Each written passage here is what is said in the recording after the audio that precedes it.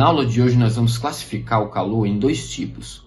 O tipo que propicia a mudança de temperatura, chamado de calor sensível, e o tipo que propicia a mudança de estado físico, chamado de calor latente. Veremos ainda que ao misturarmos substâncias, essas substâncias trocarão de calor entre si até o equilíbrio térmico. Esse processo é um processo de conservação da energia. Mesmo que o ambiente não seja considerado ideal, roube calor das substâncias, ele pode ser inserido no meio dessa troca e ser contabilizado juntamente com as substâncias, dando uma resposta final às questões. Acompanha comigo o desenvolver da teoria desse assunto.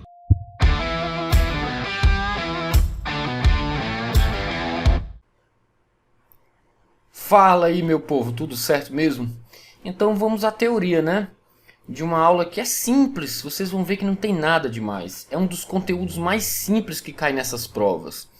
É ilusão quem pensa que as provas de vestibulares preferem os conteúdos difíceis. Não, elas preferem os conteúdos fáceis. Circuitos elétricos, calorimetria, ondulatória, são conteúdos que não exigem conhecimento vetorial de vocês. Só isso aí já é, né? É um passo para as questões aí serem fáceis. E esse aqui então é bem tranquilo. Nós só precisamos conhecer dois tipos de calor, como operar com eles, as equações, e fazer o balanço energético. É basicamente isso que nós vamos fazer. E aí, aceita aí tomar um café com leite. E esse café com leite aqui, ó, nesse copinho aqui, Dark Side of the Moon, né? Mas aí esse aqui é só meu, tá? Olha que delícia, né? Vamos lá então. Será qual é a temperatura que está do café e do leite aqui, né? Não sei, né? Misturei aqui uma quantidade de café com uma quantidade de leite. Que temperatura ficou? É sobre isso que nós vamos falar. Então a gente começa falando aí do calor sensível, né? O que é o calor sensível? Imaginem que nós temos esse recipiente e esse recipiente recebe uma certa massa de água. Essa massa de água se encontra a uma temperatura inicial. Nós podemos fornecer calor através desse fogão, pode ser um fogão por indução, desde que a panela seja ferromagnética, propiciando aí o aumento da temperatura nessa substância, sem que ela mude de estado físico, ela ainda é água. Chamamos de capacidade térmica a razão entre o calor fornecido a essa substância suficientemente para causar o aumento de temperatura, em razão com essa variação de temperatura. Logo, a quantidade de calor ela vai ser o produto capacidade térmica, variação da temperatura. E o que seria o calor específico? Como a própria palavra já quer dizer, é uma especificidade, é tipicidade, é típico de quem dá substância envolvida. Seria a capacidade térmica dividido pela massa. Então, como você pode ver aí, ó, eu posso pegar essa massa e passar para o outro lado, né? Capacidade térmica pode ser escrito razão entre calor e variação da temperatura. E capacidade térmica é o produto da massa pelo calor específico. Igualando essas duas equações para capacidade térmica, nós vamos ter aí a equação do calor sensível. Chamamos, portanto, de calor sensível o produto massa-calor específico, variação da temperatura. Então, como foi dito, a quantidade de calor sensível ela é responsável pela variação, ela acarreta, ela causa a variação na temperatura da substância que tem uma certa capacidade térmica, né? Importante, quem vai decidir o tipo de unidade utilizada tanto no calor quanto na massa e na temperatura é o calor específico. As unidades mais usuais são essas aqui. A caloria por grama grau Celsius. Aí a caloria vai para a quantidade de calor, o grama vai para a massa e o grau Celsius vai para a temperatura. Entendeu como é a sacada, né? Já no sistema internacional é o Joule por quilograma Kelvin. Mas tem uma vantagem, né? As variações Celsius são iguais às variações Kelvin. Isso está lá na minha aula 1. Então, em termos de variação, tanto faz você utilizar o Kelvin como o grau Celsius. Então, o Joule vai para a quantidade de calor, a massa vai para quilograma e o Kelvin vai para a temperatura. Muito bem, o que mais que temos aqui? O calor latente, turma. O calor latente é aquele responsável pela desagregação e rearranjo molecular. Ou seja, ele serve para a mudança de estado físico. Ele não consegue variar de temperatura, mas ele consegue mudar de estado físico. Nós dividimos a realidade aí nessas duas partes, né? Então é o calor trocado por um corpo durante a mudança de fase ou estado físico. Existe o calor latente dessa mudança de fase para cada substância. O que se conseguiu chegar em laboratório? Fazia-se essa substância mudar de estado de uma certa massa 1 e ela ia requerer uma quantidade de calor Q1. Feita a experiência, ela ia requerer uma quantidade de calor Q2, tendo ela massa 2 para mudar de estado, e aí sucessivamente. Constatou-se que essa constante era o chamado calor latente de mudança de fase dessa substância. Logo, essa constante recebe o nome aí de L. Logo, podemos dizer que o calor latente é o produto ml. As unidades mais usuais são caloria por grama ou ainda joule por quilograma. Mas nada impede da questão vir com joule por grama. Isso é uma coisa da questão. Nós vamos ter que transformar, né? Como vocês vão ver nos exercícios, eu vou fazer isso bem na parcimônia, bem tranquilo, para você ver como é que faz esse processo, tá? Jogando a massa para cá, portanto, a gente tem aí a equação do calor latente, tá? A quantidade aí de calor latente que o corpo recebe. Nós temos a massa do corpo e o calor latente de mudança de fase dessa substância, tá bom? É muito importante, e alguns vestibulares trazem os que mais desenham, né? Que na nossa realidade nós vamos ter a Unicristos, a Unifol, o próprio Enem, né?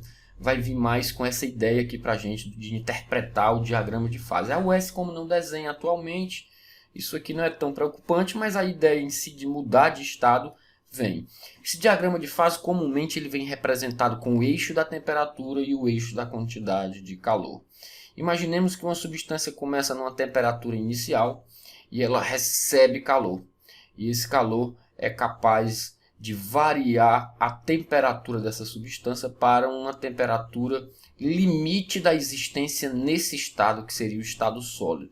Essa temperatura limite da existência nesse estado nós chamamos de temperatura de fusão. Em seguida, se eu continuar fornecendo calor a essa substância, esse calor acarretará apenas a mudança de estado, a transição do estado sólido para o líquido, não acarretando mudança na temperatura. A temperatura de fusão continua fixa por enquanto. Esse processo é chamado de fusão e o calor é chamado de latente. Então eu forneço mais calor à substância, ela agora está no estado líquido, mas ela está variando de temperatura. Portanto, esse calor volta a ser sensível. Essa temperatura limite, até onde ela pode existir no estado líquido, nós chamamos de temperatura de vaporização. Em seguida, o processo continua. Eu continuo fornecendo calor, ela começa a migrar do estado líquido para o estado de vapor. Esse processo de ida de líquido para vapor nós chamamos de vaporização. Uma dica legal para você nunca mais esquecer isso é essa aqui, ó. Subiu é sensível, batente é latente. Subiu é sensível, batente é latente. É claro que vale voltando também, né, turma? Então, eu tenho também esse processo de volta, tá? Então, se eu continuar fornecendo aqui calor sensível, né, ó, aí é o vapor que vai estar acontecendo. Então, turma, nessa escadinha, enquanto eu vou do estado sólido para o estado vapor, eu tenho 3 subidas e 2 batentes. É simples isso e eles gostam de cobrar isso.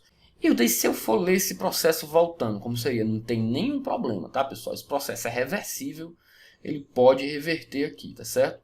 Os nomes é que vão mudar. Quando você está no estado de vapor e volta para o estado líquido, o nome recebido é condensação.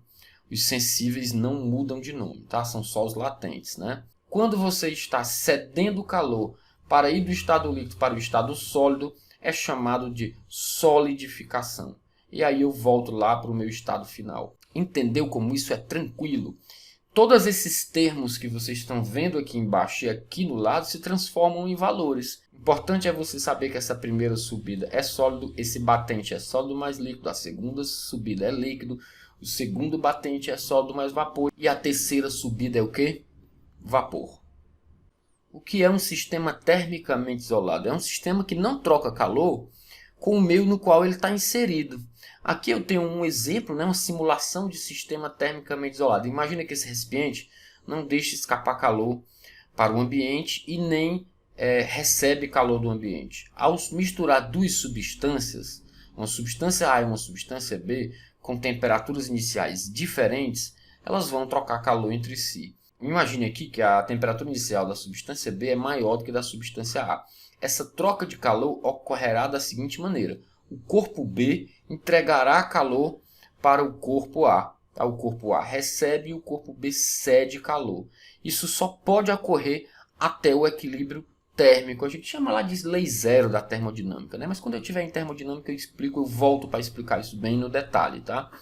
Então, até o equilíbrio térmico, esse fluxo de calor acontecerá. Nós já vimos isso na lei de Fourier, concorda? Na lei de Fourier, a gente viu que é necessária uma diferença de temperatura para que haja um fluxo de calor. Então, o fluxo de calor cessa porque você não tem mais aqui uma diferença de temperatura entre esses corpos, tá? Os corpos que constituem o sistema termicamente isolado só trocam calor entre si, como eu já tinha alertado vocês, tá? A energia do sistema se mantém constante. Isso é um processo de conservação da energia, pessoal. Não tem nada demais aí não, tá bom? O calor recebido pelo corpo A tem que ser igual ao calor cedido pelo corpo B. Chamamos o calor recebido de positivo, porque ele aumenta a temperatura. Chamamos o calor cedido de negativo, porque ele diminui a temperatura. Então, a soma disso vai ter que dar quanto? Zero. Já que a soma do cedido com o recebido tem sinais trocados e devem ser iguais para conservar a energia, vai dar zero. Por isso que nós dizemos que o somatório do calor trocado entre as substâncias é nulo. É um processo de conservação da energia. Hilda, e se eu tiver um sistema termicamente não isolado? O que vai ocorrer com ele? Pessoal, se eu tiver um sistema termicamente não isolado, não tem problema. Eu penso no ambiente que está roubando ou cedendo calor para esse sistema como mais uma substância do sistema, entende a jogada? Então, ó, os corpos que o constituem também trocam calor com o ambiente. Pode ser um recipiente, né? Não ideal, né? Pode ser uma panela metálica, pode ser até uma panela de isopor, ela também troca calor com o ambiente. Se ela não trocasse, as substâncias dentro ficariam eternamente a temperatura que você colocou. E a gente sabe que isso não existe na prática, né? Então está tendo uma troca entre essas três substâncias, A, B e o meio ambiente. Eu pego o meio ambiente, jogo para dentro do sistema e crio um novo sistema termicamente isolado. Não é legal essa sacada, né?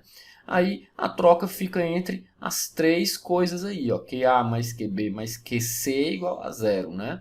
Eu vou incluir aí um ambiente como sendo o corpo C. Nada de novidade e a gente volta ao aspecto final das trocas de calor. Só um cuidado que vocês vão ter que ter a mais. Esse calor pode ser cedido para o meio ambiente ou recebido do meio ambiente. Aí é o sinal, né? Aí com esse cuidado virão os sinais que vocês têm que utilizar, né?